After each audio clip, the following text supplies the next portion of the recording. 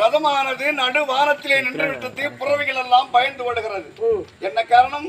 ஐயோ, பெரிய ஜீவன் வந்து விழுந்திருக்கிறது. நடுவானத்திலே பெரிய ஜீவன் விழுமா? சரி, ரதத்தை விட்டு கீழே இறங்கி யார் என்று விளக்கமாக கேள். ஒருவேளை நீர் யானையாக இருக்குமா? நீர் யானை நீரில் தான் இருக்கும். இங்கே வரப்போகிறது. ஒரு டில்லியர் மடா இருக்கும். அது வராது. சரி, கேட்டு பார்க்கலாம். கேட்டு பார்க்க. யாரது ஏந்திரி? யாரா நீ? சூரிய பகவானுக்கு ரதசாரதி அருணன் பேசுகிறேன். ஆண்டவனுக்கு வேலைக்காரன்.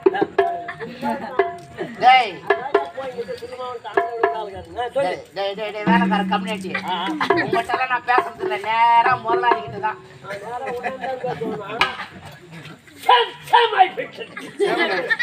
என்னப்பா யாரப்பா நீ? ஆண்டவா, என்னை காப்பாற்றுகிறேன் என்று சொன்னால் முழு விவரத்தை சொல்லுகிறேன். சரி, காப்பாற்றுகிறேன். எழுந்திரு. ஒரு வார்த்தையால் சொன்னால் ஆகாது. வேற எப்படி சொல்ல வேண்டும்? நீ வணங்கும் ஸ்ரீமன் நாராயணன் மீது சத்தியமாக என்னை காப்பாற்றுகிறேன் என்று என் கரத்திலே சத்தியம் செய்ய வேண்டும். காப்பாற்றுகிறேன் என்று சொல்லிவிட்டேன். ஐயா, ஒரு முற்றுப்புள்ளி வைக்கிறானே. நீ வணங்கும் ஆண்டவன் ஸ்ரீமன் நாராயணன் மீது நான் சத்தியம் செய்ய வேண்டும். சத்தியம் மட்டும் பண்ணாது. ஏன் காப்பாத்துன்னு சொல்லிட்டு அதான் விட்டுரு. பாதத்தை பிடித்து விட்டானே. அதுவும் யாரு மேல சத்தி கேட்கிறா? ஆண்டவன் மீது. அருணா, பாதத்தை பிடித்து விட்டேன். காப்பாற்றுகிறேன் சொல்லிவிட்டேன். அதான் விடு. விட்டு விட்டால் வாக்கு தவறி விடுவேன். அவன் இப்பொழுது எதை கேட்டாலும் கொடுத்துதான் ஆக வேண்டும். அப்புறம் அவன் எழுந்து வந்து ஒரு யானை கேப்பா வாங்கி கொடுப்பியா? யானை தானே கொடுத்து விட்டால் போகிறது. சரி, யானை வாங்கி கொடுத்துறேன். சரி, ஒரு பானை கேப்பா வாங்கி கொடுப்பியா? யானை கொடுத்தவன் பானை கொடுக்க முடியாதா? அதை கொடுத்து விட்டால் போகிறது. யானையும் வாங்கி கொடுத்துற, பானையும் வாங்கி கொடுத்துறேன். ஆமா. அப்புறமா அந்த யானை எடுத்து அந்த பானை உள்ள விடுறான விடுவியா? அது எப்படி விட முடியும்? அதான் எப்படி விட முடியும்? அதனாலதான் ஏடா கூட போடுவோம். ஆனா சைக்கிள் பண்ணாத. என்ன சொன்னாலும் உன் வார்த்தை கேட்க நான் தயாராக இல்லை. பாதத்தை பிடிந்து விட்டால் அவனை காப்பாற்றுவதுதான் என்னுடைய கடமை. நீ ஒருபுறமாக நில்லு. எதையும் பேசாதே. பேசக்கூடாது. பேசாதே. இத பார்ப்பா, நான் வணங்கும் அந்த ஆண்டவன் ஸ்ரீமன் நாராயணன் மீது சத்தியமாக உன்னை காப்பாற்று. வயிற்றுக்கு சோர்தான் துண்ணுவானா இல்ல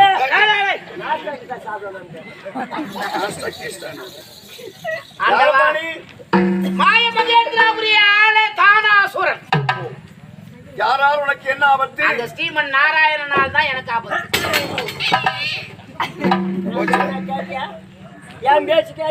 உன் வார்த்தையை கேட்காமல் போனது தவறு.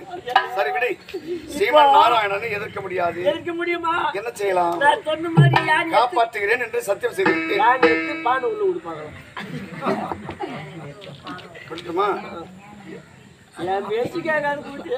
எப்படி விடுகிறேன் என்று பார். தானாசுரா, உன்னை காப்பாற்றுகிறேன் என்று வாக்களித்து விட்டேன். உண்மைதான். உன்னை காப்பாற்ற வேண்டுமானால் அதற்கு ஒரே ஒரு வழிதான் இருக்கிறது. எதுவா இருந்தாலும் சரி, உன்னை ஒரு சிறு நெல்லிக்கனியாக்கி என் உள்ளங்கையில வைத்து விழுங்கி என் கர்ப்பத்திலே பந்தனப்படுத்தி விடுகிறேன். ஆண்டவன் வந்தால் உன்னால் காப்பாற்ற. அப்படியே ஆகட்டும் ஆண்டவா.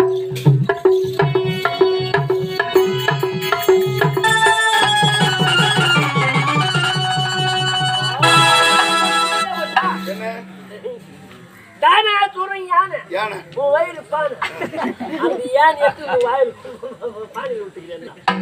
தானாசுரன் கர்ப்பத்திலே பந்தனமாகிற ஆண்டவன் எப்படி தேடி வந்தாலும் வருவார். வந்தால் எதையும் சொல்லாது. எப்படி ஆயிரம் கேட்பார். மடக்கி மடக்கி கேட்பார். நான் சொல்ல மாட்டேன். நீ சொல்லாமல் இருந்தால் அது போதும். சத்தியமா நான் சொல்ல மாட்டேன். சத்தியம் வச்சுக்க.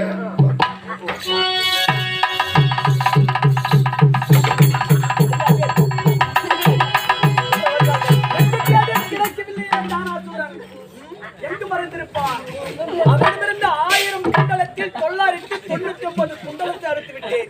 ஒரு குண்டலத்தோடு எனக்காக பயந்து ஓடி வந்தானே. ஓ, ஆதவன் உதயமாகி வருகின்றான். மக்களுக்கு கண்ணுக்கு தெரிந்த கடவுள். அது மட்டுமா, அவன் ஒளியை கொண்டுத்தான் அத்துறை உயிரினங்களும் வாழ்கிறது. உலகத்தில் அவனுக்கு தெரியாமல் எந்த பொருளும் மறைந்திருக்க முடியாது. வணங்குகிறேன் ஆண்டவா.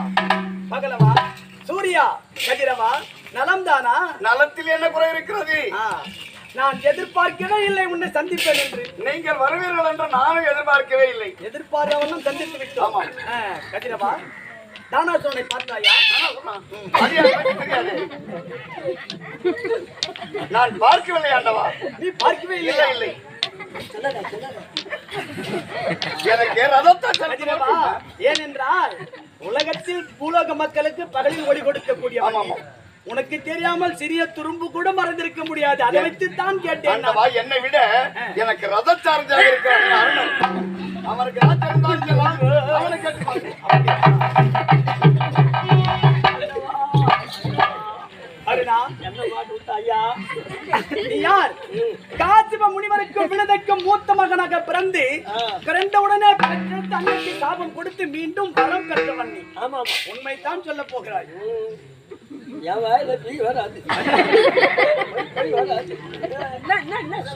தானாசுரனை நீ பார்த்தாயா? பார்த்தா நாங்க என்னமோ உலகத்துக்கு ஒளி கொடுக்க ரதத்தை ஓட்டும் போது தானாசுரம் வந்து 10 மாறிக்குது. நான் ஏன் சொல்றேன், அவர் கேட்டா நான் சொல்லுனா உடனே யாரப்பா நீ எழுந்திருப்பா, நான் உன்னாண்டு பேச மாட்டேன், நேரா சூரிய பகவான் தான் பேசணும் அவர் சொன்ன மாதிரி இருக்குது தானாசுரன்.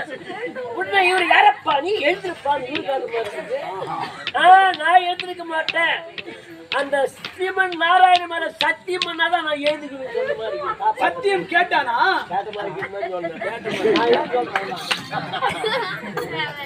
சத்தியமா அந்த ஸ்ரீமன் நாராயண மேல சத்தியமா உன்னை நான் காப்பாத்துறேன் எழுந்திருப்பா அப்படின்னு சொன்ன உடனே அவன் எழுந்து வந்து அந்த நாராயணன் தான் எனக்கு ஆபத்துன்னு அவன் சொன்ன மாதிரி இருக்குது.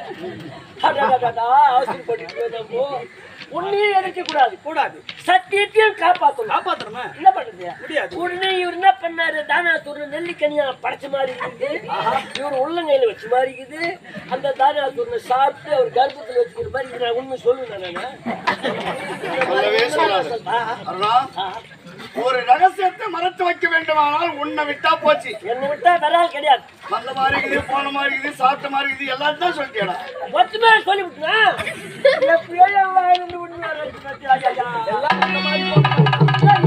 என்ன காட்டி விட்டாங்க